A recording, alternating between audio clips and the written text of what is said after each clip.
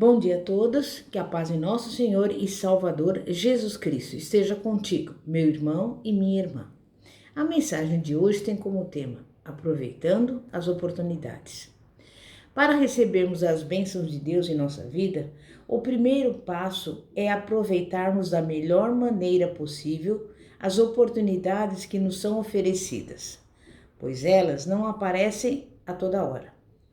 Jacó, por exemplo, aproveitou a oportunidade e foi abençoado com a primogenitura.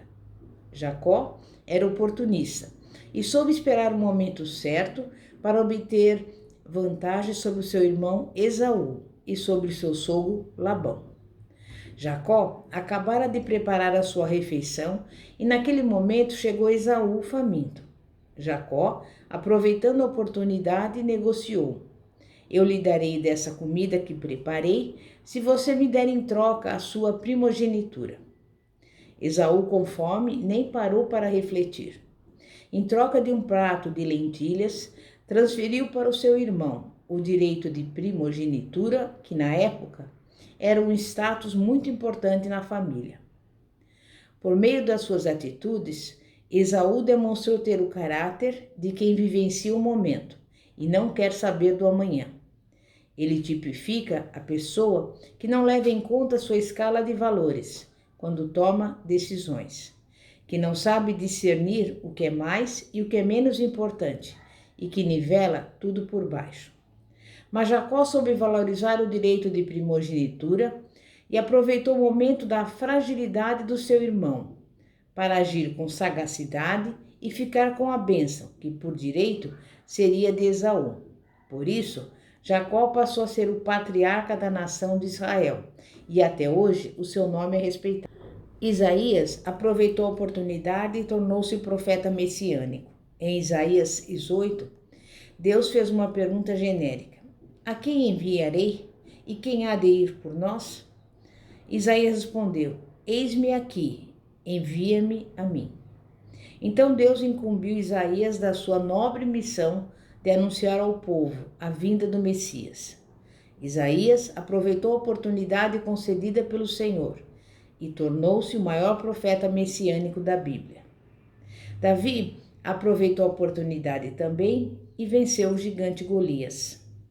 Em 1 Samuel 17, vemos que Davi, o futuro rei de Israel, perguntou: que farão aquele homem que ferir este filisteu e tirar a afronta de sobre Israel?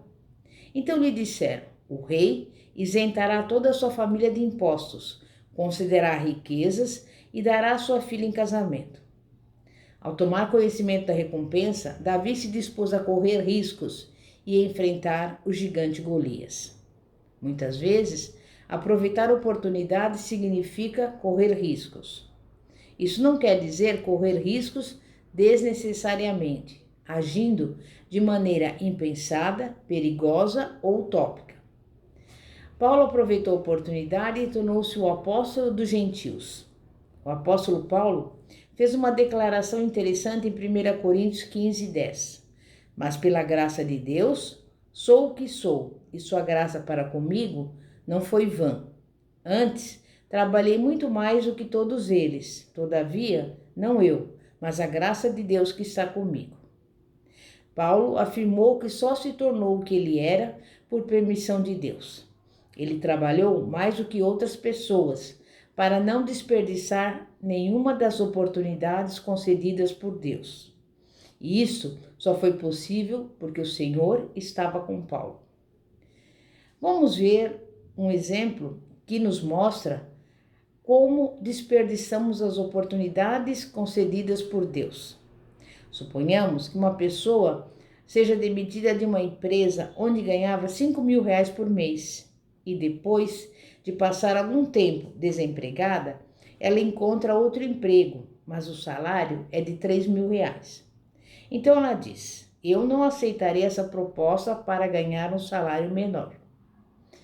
Pessoas que preferem continuar desempregadas a tentar reingressar no mercado de trabalho, mesmo ganhando pouco, não exercitam a sua fé no Deus que alimentou 5.000 pessoas com apenas 5 pães e 2 peixes. Elas estão rejeitando oportunidades que poderiam levá-las a uma bênção maior. A oportunidade que muitas vezes julgamos insignificante pode levar a outra melhor. Um pequeno negócio pode abrir as portas para um grande amanhã. Um emprego mais humilde pode ser um degrau para um outro de maior destaque amanhã. E se você quer ter uma vida abençoada, então o segundo passo é não desperdiçar tempo. No Salmo 90:12 está escrito: ensina-nos a contar os nossos dias, de tal maneira que alcancemos coração sábio. Como podemos usar o nosso tempo da melhor maneira possível, sem desperdiçá-lo? Tempo tem a ver com disciplina, com o modo como nos organizamos, com o estabelecimento de prioridades e de objetivos em nossa vida.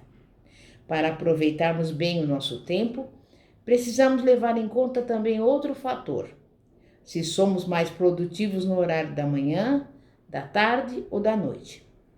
O terceiro passo que devemos dar para termos uma vida abençoada é nos esforçarmos.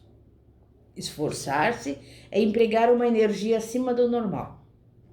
Na Bíblia, está registrado de maneira enfática o modo como Deus falou com Josué após a morte de Moisés, ordenando-lhe que ultrapassasse o Jordão com o povo e tomasse posse da terra prometida. Deus prometeu a Josué: eu estarei contigo, não te deixarei, nem te desampararei.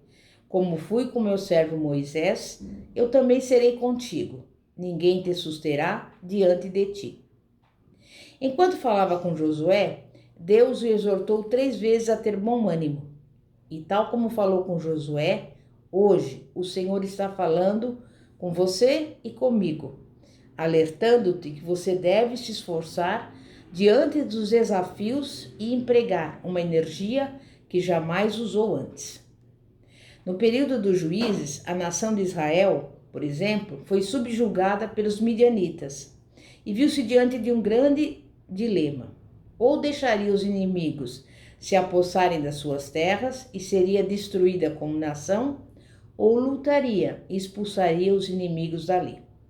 Por 7 anos, os israelitas atravessaram momentos de muita aflição e de fome. Gideão não via condições de malhar o trigo na eira, longe dos midianitas. Então, ele o escondeu no lagar, o lugar onde se amassavam uvas. Deus viu o esforço excessivo de Gideão para malhar trigo no lagar, bem como a sua persistência em lutar pelo que era seu. Deus chamou Gideão para libertar Israel dos seus inimigos, porque se alegrou em vê-lo trabalhando e se esforçando. O Senhor não chama pessoas ociosas, descompromissadas com o trabalho ou com a sua palavra para executar uma missão. Ele aprecia quando seus filhos e filhas usam a força, a coragem e a inteligência para lutar pelos seus objetivos. Neemias era copeiro do rei e obteve autorização para voltar a Jerusalém e recebeu madeiras para reconstruir os muros daquela cidade. Neemias viajou a cavalo, puxando madeira, cerca de 1.450 quilômetros. Deus recompensa o nosso esforço. Deus abre portas e faz apenas aquilo que aos nossos olhos é impossível. Ele não se mobiliza para fazer aquilo que está dentro das nossas possibilidades. Deus deseja que nos esforcemos, trabalhemos, estudemos, aprimoremos o nosso conhecimento a cada dia nas diversas áreas da vida. Em nossa caminhada cristã, devemos dar sempre mais um passo rumo às bênçãos de Deus, aquelas que o Senhor tem colocado à nossa disposição. E este passo é fazer o bem. Fazer o bem é um mandamento divino. Está escrito, Tiago 4,17. Aquele, pois, que sabe fazer o bem e não o faz, comete pecado. Há 3 leis que regem a atividade de fazer o bem. Primeira, lei da reciprocidade. Portanto, tudo o que vós quereis que os homens vos façam, fazei-lo também vós, porque essa é a lei e os profetas. Mateus 7,12. Se você quer ser perdoado, então deve aprender a perdoar. Se quer ajuda ou reconhecimento, deve ajudar e reconhecer as virtudes alheias. Deve fazer o bem. Segunda, lei da semeadura. E não nos cansemos de fazer o bem, porque a seu tempo ceifaremos, se não houvermos desfalecido. Gálatas 6,9. Se plantarmos o bem em algum momento da nossa vida, colheremos os benefícios. Terceira, lei da soberania do bem. Não te deixes vencer do mal, mas vence o mal com o bem. Romanos 12:21. Devemos fazer o bem sem olhar para quem, pois podemos mais à frente ser beneficiados pela mesma pessoa a quem ajudamos. A Bíblia nos exorta a conhecer e a prosseguir em conhecer o Senhor. Oséias 6:3. Para isso, precisamos orar, ler a palavra de Deus e meditar sobre ela. Jesus disse: errais, não conhecendo as Escrituras, nem o poder de Deus. Mateus 22, versículo 29, segunda parte.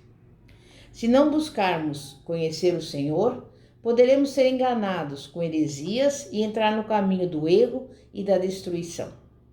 E se você deseja ter uma vida próspera e abençoada, procure priorizar Deus na sua vida. Reserve um tempo do seu dia para orar. Faça o que puder para estar na casa do Senhor. Dar prioridade a Deus é ser fiel em tudo. Significa praticar a palavra em seu dia a dia, inclusive quanto aos dízimos e ofertas. Priorizar Deus é entender que tudo quanto temos, tudo o que somos, tudo o que fazemos é permitido pelo Senhor. Se reconhecermos que Deus merece o primeiro lugar em nosso coração, vamos demonstrar, por nossa prática de vida, que priorizamos o reino de Deus e seremos servos fiéis e obedientes a Ele. Amém? É momento de oração. Santíssimo Deus e poderoso Pai, Pai de nosso Senhor e Salvador Jesus Cristo, nós louvamos e agradecemos ao Senhor por mais um dia, porque somente a Ti toda honra, toda glória, todo louvor, toda vitória e toda majestade. Queremos neste dia dedicar ao Senhor, não somente hoje, mas para sempre, o primeiro lugar na nossa vida. Queremos voltar-nos à Tua presença, renovar a aliança contigo, preparar-nos para receber as Tuas bênçãos. Senhor, abre as janelas do céu, opera segundo o Teu querer, alegra o nosso coração, em nome de Jesus. Visita aqueles que são doentes, opera a cura do corpo dessa pessoa. Visita aqueles que estão passando fome, passando por necessidades, envia provisão. E também envia a paz, o entendimento nesse lar e nessa casa. É o que eu lhe peço e desde já te agradeço em nome de Jesus. E antes de concluir, eu convido você a ingressar no nosso canal do YouTube chamado Igreja Poder de Cristo, cujo símbolo é uma semente. Sabe por quê? Porque a semente representa a palavra de Deus. E é a palavra de Deus que tem poder para mudar e transformar a sua vida e a minha também, em nome de Jesus. Pastora Fátima, da Igreja Evangélica Apostólica Poder de Cristo. Que a paz de nosso Senhor e Salvador, Jesus Cristo, esteja contigo. Glória a Deus, aleluia. Amém e graças a Deus.